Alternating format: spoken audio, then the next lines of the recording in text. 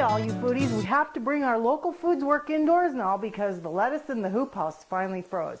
Today is November 23rd. Tomorrow we're going to have a pre-Thanksgiving dinner with the family. We're going to have nifla, fried with sauerkraut, roast beef with gravy, canned carrots from my garden made as cheesy au gratin. We're going to have pickles, of course, lots and lots of pickles, and dilly green beans from the garden earlier. The roast beef came from 2 different farms, but both of them local, one Medina and one Edgeley. I'm not going to tell you how to prepare that or the nifla at this time. We're going to concentrate on dessert. So I want you to go grab a cup of coffee and come back and join me as the hands make Grandma Meidinger's pumpkin pie. Yum, yum. See you in a minute. The hands are back. It's time to talk pie, guys. Next week is Thanksgiving. We're having a pre-Thanksgiving dinner, like I mentioned before, and I happen just to have a couple pies in my freezer. Why would I have pie in my freezer? Well, I use a very large recipe for pie crust that uses a whole pound of lard, so I can use up a whole pound of lard at one time, and I have enough crust for 4 pies. What I do then is we always eat one, and I freeze the rest. So I don't have a lot of work to do tomorrow for dessert. I'm going to bake this pie, which my husband so kindly poked a little R on because he is a label fanatic. You know, like I'll put things in the freezer and I'm like, I wonder what this is. I think we'll eat it tonight. He labels everything. And he tries to date things too. And I had to make him quit doing that on my Tatler lids because they're reusable. And if you write on them, then that Sharpie goes in the water and it drives me crazy. And well, anyway, but he was kind enough to identify that this is a rhubarb pie, which will make everybody very happy. And I know I mentioned earlier that I was going to make my Grandma Meidinger's pumpkin pie, but we have lots of people coming, so we are going to bake this rhubarb pie. Now, it's completely frozen, solid, and what you do then is you want to heat your oven up to 425 degrees, put your frozen pie in there for about 10 minutes, and then reduce the heat to 350 and cook it.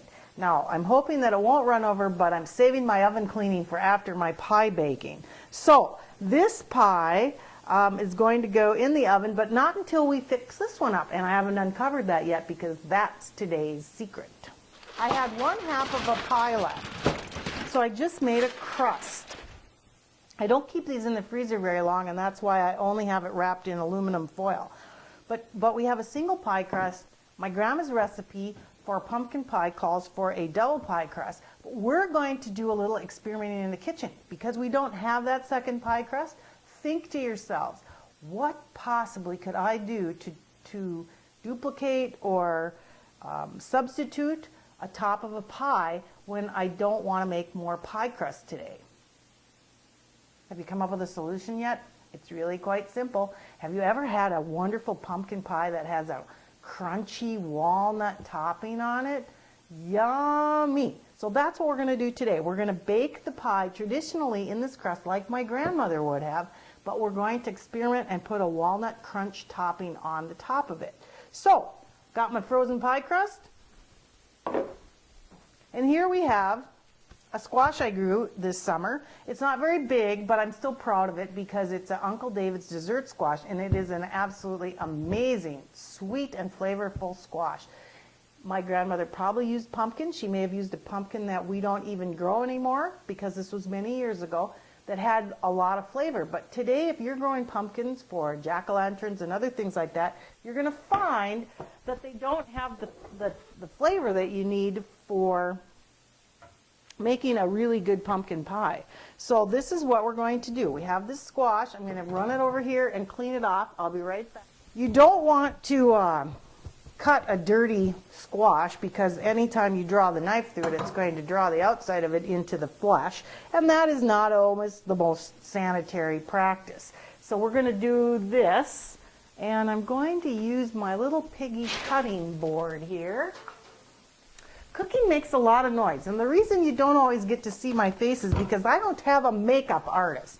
And I'm doing this by myself, and so this really works the best because I want you to focus on the fruit, the pie crust, and what I'm saying and not my face. So we are going to attempt to cut, you know, a lot of times, oh, this is nice.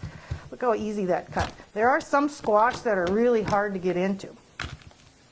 Now typically, if somebody was going to make a soft pumpkin pie, they would actually bake this in the oven till it was soft and then puree it. But we are going to make a pumpkin pie with pumpkin slices and or grated pumpkin was something that they used to do a long time ago. We're going to make placenta in the next couple of weeks just because I have these wonderful squash and because I want to try and show you how to do an old-fashioned recipe from the book Ewiger Satz, which is the German from Russia food culture cookbook that we just recently published at the Tri-County Tourism Alliance. Alrighty then, what's next? Never let it be said that cooking is for wimps. It's going to take a little bit of power to get this peeled, I think, or maybe not. We're going to chop it up a little bit into some smaller pieces. Look at that, how meaty that thing is. There's hardly any seeds in there, and as much as I would like to save them, I think I already did save a few to grow again next year. Oh, but they got moldy on me. Well, that's all right. You can buy the seeds from Prairie Road Organics in Fullerton. They have excellent garden seed for northern gardeners. And their germination rate is incredible, so you really do get what you pay for with them. Okay, this is a little soft down here, so we're going to cut the whole thing out like this.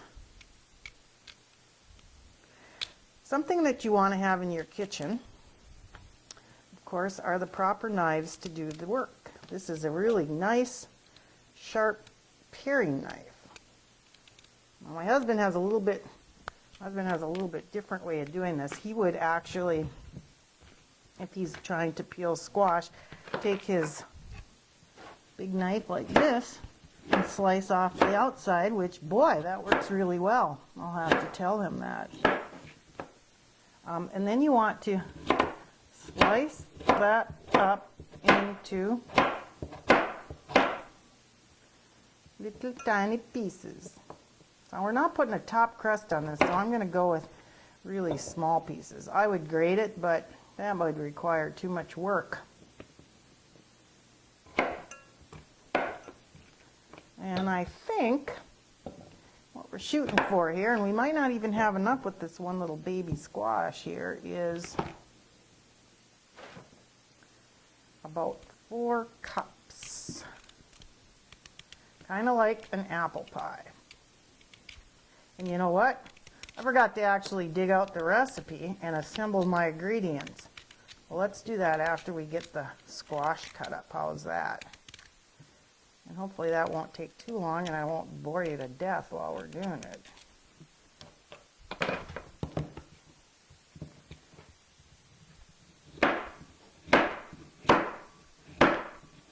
Oh, and that's loud. It's only because I don't like to, I like to peel thin.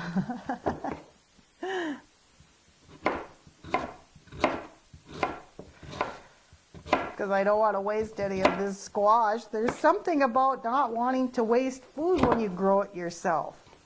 I never even really thought about that till just this moment. But you know, it used to just drive me nuts, and we save all this for the compost bin, by the way. It used to drive me crazy when we go out to eat with people who never finish their food, which is one of the reasons why we don't like to go out to eat. Too much food on the plate. When you were brought up with not enough food or not excess food, we had enough food, we just didn't have extra food.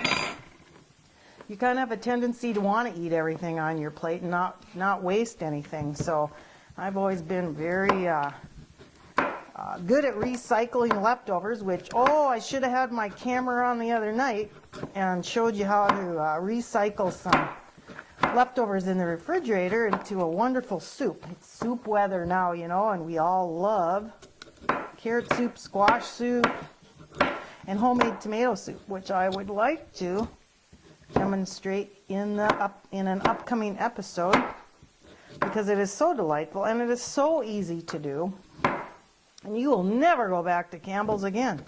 Wait, did I say that out loud? Okay, we're gonna chop, chop, chop.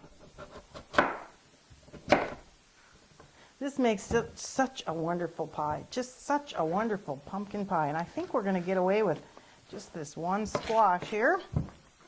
We're gonna chomp her up a little bit. Yeah, this is super great. It's easy to peel this squash, and I don't know if it's because it is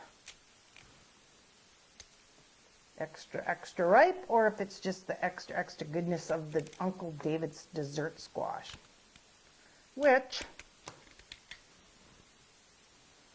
I will be growing again in the upcoming year. You know, it's that time of the year where we'll be talking about seeds and plants here pretty soon. Every good gardener expects to get at least one seed catalog before Christmas. You can find Prairie Road Organic Seeds all year long on a website called localharvest.com. Okay, so we can do that one. Yeah, I'm kind of making a mess here, but no one's home to watch me, so we'll clean it up later on.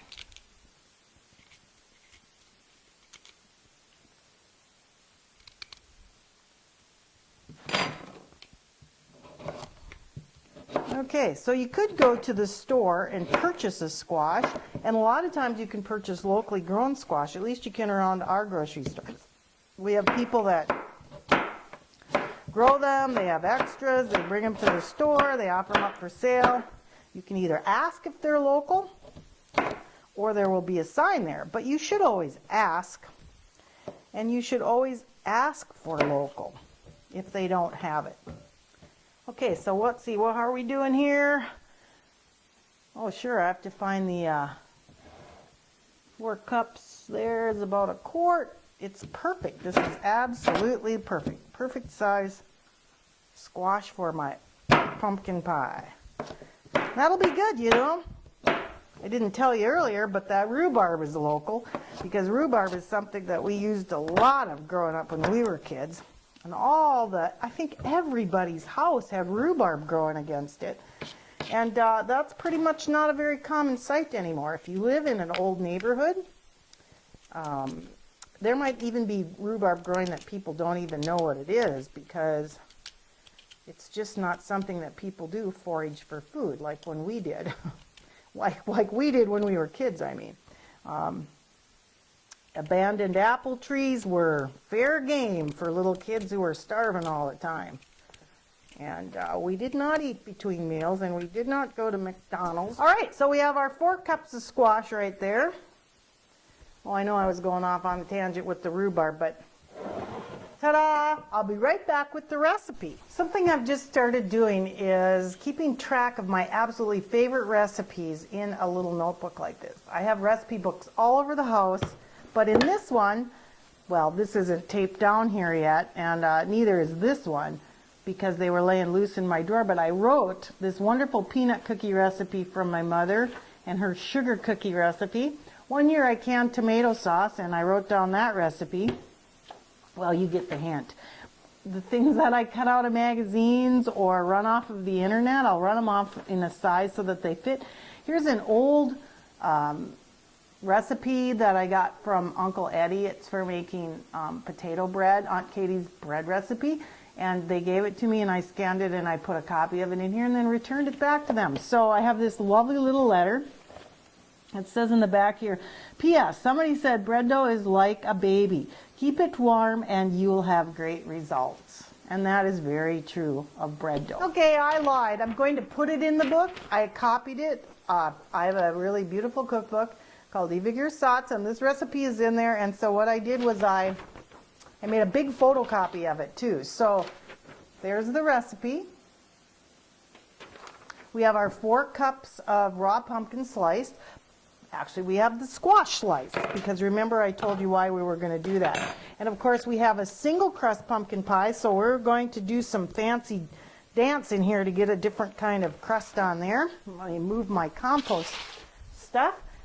Okay, so what we want to do is put 1 cup of sugar over this. Now this is incredibly sweet, so I'm going to cut that back to 3/4 cup of sugar. Because I made eggnog ice cream, homemade eggnog ice cream to eat on the top of our pumpkin pie. Now how much better can it possibly get than real pumpkin pie with eggnog ice cream? That's a real Thanksgiving sort of specialty, isn't it? Okay, so we've got the sugar on there. We're going to put a pinch of salt in there. Let's see, it calls for 1/2 teaspoon. That ought to do it. Tablespoon of lemon juice.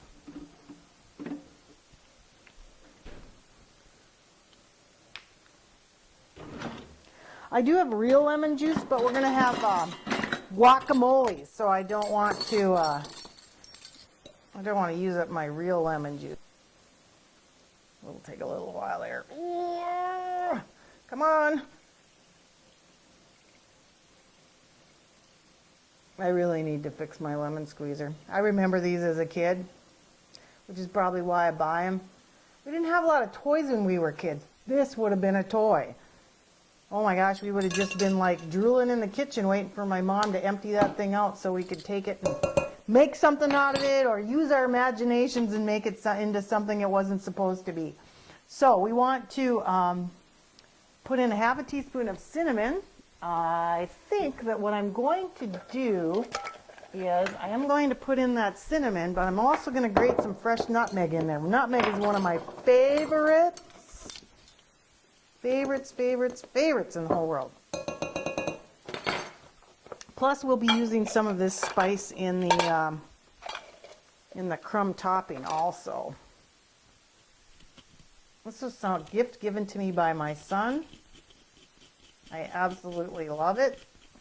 Oops. Of course, now my hands are old and my nutmegs are getting small. So now if you want to know how much you're putting in there, I would suggest, you can grate it into a cup.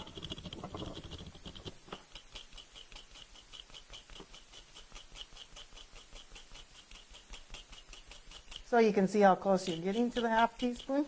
You can also get grinders that will do this. There, we don't going to season that up too much. Now, I'm going to let this kind of like soak. We're going to stir it up good. We're just going to let it sit until we're ready to throw it into the crust. So, we're getting close, guys. What we want to do now is, whoopsie, get those spices mixed in there good. Otherwise, you'll have someone biting into a bite and going, woohoo, spicy, and someone else will be denied that spice. Okay, we're going to turn the oven on to preheat 425 degrees, and we're going to do the walnut topping, put our pie together, bake them, and ta-da, we're having local pie with fresh homemade eggnog ice cream. Alrighty then, here we go. We found a walnut crumb topping because it's pretty standard that pies have walnut crumb topping. And this is a nice good size recipe for my good size pie. 3/4 cup of brown sugar. And we're going to double check.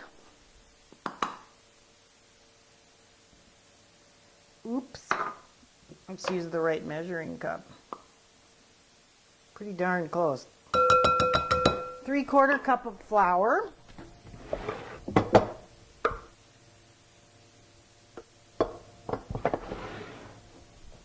Just put that little extra in there because we were shy.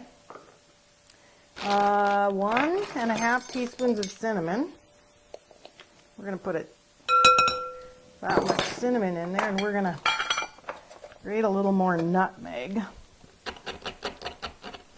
Because I like nutmeg, remember? I'm doing it now on a solid surface, and it works much better, and it goes really quite quickly. So I got probably about, I don't know, 1/2 teaspoon of nutmeg in there. And we're just going to use the same spoon. You see how our pumpkin is kind of juicing up a little bit? Make sure to get all those pieces coated after this. I let a lot of things, whoops, our oven's ready. We'd better hurry. Okay, so we got brown sugar, cinnamon, nutmeg. We're going to mix that together. What are we forgetting, huh? Got a tiny little bit of sea salt.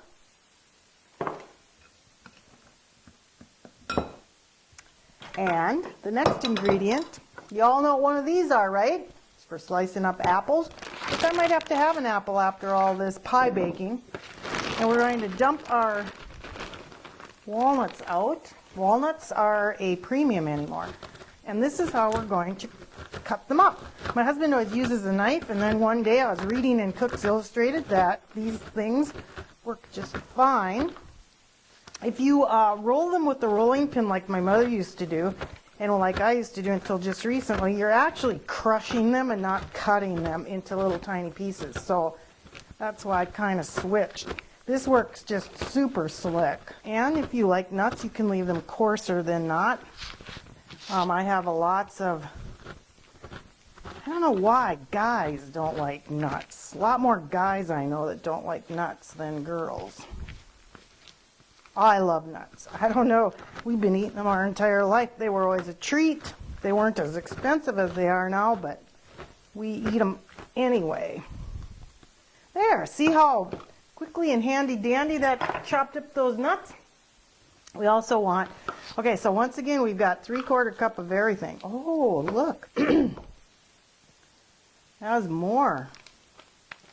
So you know what I'm going to do? I'm going to put them all in there, because I don't think it's going to hurt, and I bought fresh ones for Christmas baking. And so in they go. Yum, yum. All right, so once again, to recap, 3/4 cup brown sugar, 3/4 cup flour, 3/4 cup walnuts. That's pretty easy. 1½ teaspoons of ground cinnamon, or as in my case, I put in about a teaspoon of ground cinnamon and a half a teaspoon or a little more of nutmeg, because I just love nutmeg and cardamom. Those are two of my favorite spices. A little bit of sea salt.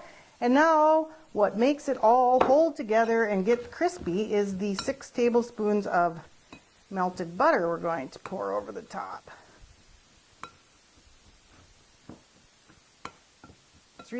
It's really a basic recipe, a basic crumb recipe anytime you're making muffins. Rhubarb muffins with walnut, crumb topping on it. Wouldn't that be divine? I will be making a carrot casserole, as I mentioned earlier. Now we want to make sure that that butter is incorporated thoroughly into all that flour. Otherwise the flour won't actually change consistency in the oven. So, all right, it's time. The oven's hot. We got to get going. Here's our beautiful pie crust, which I poked holes in it because I thought I was going to make a pudding pie in here. Hopefully my pie won't leak too much out the bottom. Let's get the thoroughly mixed up pumpkin slices dropped in there. And we do not want to miss a single. Isn't that beautiful? That is like just about the prettiest thing I've ever seen. We're going to get a little, here, we're going to just drop that in there. We're going to make sure that that sugar gets in there. Like I said, it's hard sometimes to determine how sweet your squash is going to be. And we did cut back a little because Uncle David's dessert squash is notoriously less, or notoriously richer and sweeter tasting than your other varieties. And we're going to get in here with our fingers and make sure that that crumb topping, this is going to be so beautiful when it's done, and quite delicious too. If I have some leftover topping, I might have to actually invent some other recipe, huh? We're going to see if we can't get it all on there. It's going to be a little messy at first, but it's going to stick together when it's all done. When all is said and done, it's going to form a crust on the top of our pie. So we want to probably actually, we could surprise everybody. They won't know what's in there by making sure that that crumb topping It's over the whole thing. We got just a little bit left to throw on there. So we're gonna tuck it in there, and we're gonna tuck it in there. Now the reason you bake your pie for 10 minutes only at a very high temperature is because it kind of like takes all the moisture out of that pie crust as quickly as possible and seals it up good so that it becomes really crispy. We're going to talk about pie crust the next time I make pie crust. Here, we're going to tap that down a little bit to make a crust up there. Oh, beautiful, huh? And how I've always ever used lard. Never ever anything else for my pie crust. So let's pop her in the oven and we'll be back in about an hour.